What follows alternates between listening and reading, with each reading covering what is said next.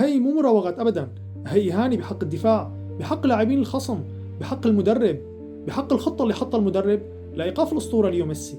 تابع معي المقطع. هون هجمة من نص الملعب، انطلاقة ميسي. شوف هون أخذ المدافع يسار وراح يمين، انتبهت؟ ضاعت.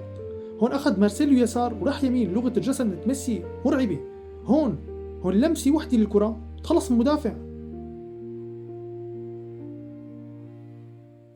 هون شوف في مدافع وراه، المدافع أسقط ضميره ولا مسقط ميسي.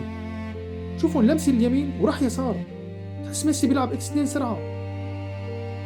شوف هون وقف على الكرة وانطلق للأمام، تخلص المدافع. عيد اللقطة، عيد لقطة أسطورية. شوف هون استلام سريع جدا.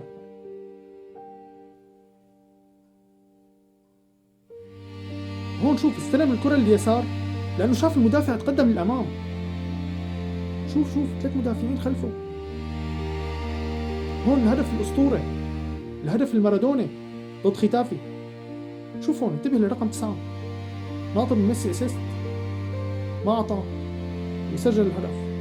شوف هون بوسكيتس وقف احتراما، وقف ثقة بالموهبة الربانية الأسطورة ليو ميسي.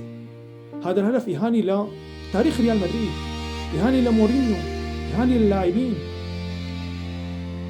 شو أكثر لقطة عجبتك أكثر شيء؟ ولا تنسى متابعة الصفحة، ولا تنسى تحط لايك للفيديو إذا عجبك. سلام.